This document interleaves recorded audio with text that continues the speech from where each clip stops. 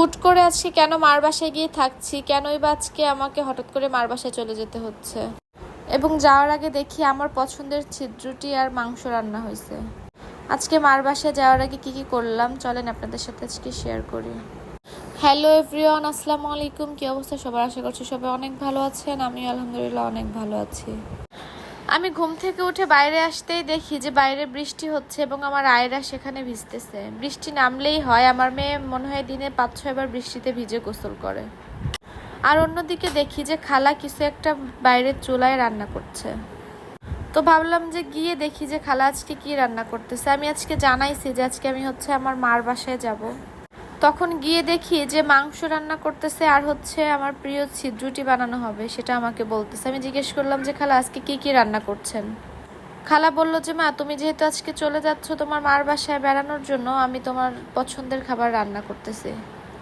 আপনারা হয়তো বা অনেকেই জানেন যে আমার মার বাসা আমার বাসার পাশেই, তাই সচরাচর আমার মার বাসায় গেলেও রাতের বেলায় থাকা হয় না। এখন আমি থাকতেই যাচ্ছি 2 দিনের জন্য। আমার মার বাসা কাছে হওয়াতে আমার যখন ইচ্ছা আমি তখনই চলে যাই। দেখা গেল যে আমার এখন মনে হচ্ছে আমি এখনই চলে গেলাম। সন্ধ্যা নাই, রাত নাই, সকাল নাই, বিকাল নেই, যখনই মন চাই আমি তখনই আমার মার বাসায় চলে যাই। কিন্তু রাতের বেলায় আমার থাকা হয় না। আমি গিয়ে 1-2 ঘন্টা জাস্ট ঘুরে চলে আসি। কিন্তু আর হয়তো বা অনেকদিন এভাবে যাওয়া হবে না, কারণ আমার মা একটু অসুস্থ। আমার মা অসুস্থ থাকার কারণে আমার মা এখান থেকে চলে যাচ্ছে, মানে আমার মেজো বোন আমার মাকে নিয়ে যাচ্ছে। মা যতদিন সুস্থ না হবে ততদিন আমার বোনের কাছেই থাকবে। সুস্থ হলে ইনশাল্লাহ আমার মা আবার আমাদের কাছে চলে আসবে। যারা আমার ভিডিওটা দেখতেছেন সবাই আমার মার জন্য একটু দোয়া করেন, আমার মা যেন সুস্থ হয়ে তার বাড়ি সে ফিরে আসতে পারে। আসলে মার কথা কি বলবো, মার কথা তো আর ভাষায় প্রকাশ করা যায় না। মা মানেই একটা সম্পদ। আমি যতবারই মাকে নিয়ে এই ভয়েস মেসেজটা দিতে যাচ্ছি ততবারই আমার চোখ একদম ছলছল করছে যে আমার মা এখান থেকে চলে যাচ্ছে। আসলে বিয়ের পরেও আমার মাকে ছাড়া আমি তেমন থাকিনি। আর মা যা করেছে পৃথিবীতে আর কেউই হয়তো বা তা করতে পারবে না। মা খুব ছোট একটা শব্দ, কিন্তু মার মধ্যে আবেগ, কষ্ট, রাগ, অভিমান সবকিছুই থাকে এবং মার থাকে নিঃস্বার্থ ভালোবাসা। এবং যাদের মা সুস্থ আছে এবং বেঁচে আছে তারা সবাই আল্লাহর কাছে শুকরিয়া আদায় করবেন।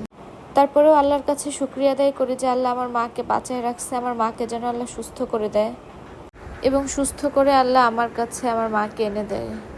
এই তো কথা বলতে বলতে আমিও খেয়ে নিলাম। যেহেতু আজকে চলে যাব আমি, তার জন্য আমি আগে খেয়ে নিলাম। তারপর ওর বাবাকে টেস্ট করতে দিলাম। এদিকে একটু ব্যাগ ট্যাগ গোছাই নিছি। অন্যদিকে দেখি যে অটোও চলে আসছে। অটোতে উঠে এখন আমি চলে যাব। আমার মা কিন্তু শুনছে যে আমি আজকে আসতেছি, তার জন্য আমার মা আমার সব ধরনের পছন্দের রান্না করে রাখছে। আসলে মা তো মাই হয়, একটু আগে বললাম, মার মতো আসলে কেউই হবে না। আমি গিয়ে দেখি যে আমি যা যা পছন্দ করি একদম তাই আমার মা রান্না করায় রাখছে। এবং আমি যে রাতে থাকবো এটা নিয়েও আমার মা খুবই খুশি। আমি বাসায় গিয়ে দেখি যে আমার মার সেলাইন চলতেছে, মানে আমার মাকে সেলাইন দেওয়া হচ্ছে। আর অন্যদিকে আমি খাবারের পাত্রে তাকাই দেখি যে একদম যা যা আমি পছন্দ করি আমার মা ঠিক তাই আজকে রান্না করে রাখছে। আমি আসছি এবং আমার বড় বোনও আজকে আসছে আমার মাকে দেখতে। ও ঢাকায় থাকে, ঢাকা থেকে আসছে দেখতে। আপনাদের সাথে গল্প করতে করতে আমি আমার মার বাসায় চলে আসলাম। এসেই দেখি যে আমার মার হাতে সেলাইন ধরানো। আমার মা যেহেতু আমার বোনের কাছে চলে যাচ্ছে, তাই আমার বড় বোন আর আমি আমার মার কাছে 2 দিন থাকবো। থেকে আমার মার সাথে একটু বেড়ায় তারপর আমি চলে যাব বাসায়। এই যে এখানে আমার মা কাঁঠালের বিচি ভর্তা, চুচড়ো মাছের ভর্তা আর একটা মাছ দিয়ে শাক রান্না করছে এবং ছোট মাছের ঝোল করছে। আমি যেভাবে পছন্দ করি ঠিক সেভাবেই রান্নাগুলো করছে। সবাই ভালো থাকবেন, সুস্থ থাকবেন এবং যারা যেখান থেকে আমার ভিডিওটা দেখতেছেন আমার মার জন্য সবাই দোয়া করবেন। সবাইকে ধন্যবাদ আমার পুরো ভিডিওটা দেখার জন্য। সবাই ভালো থাকবেন। আল্লাহ হাফেজ।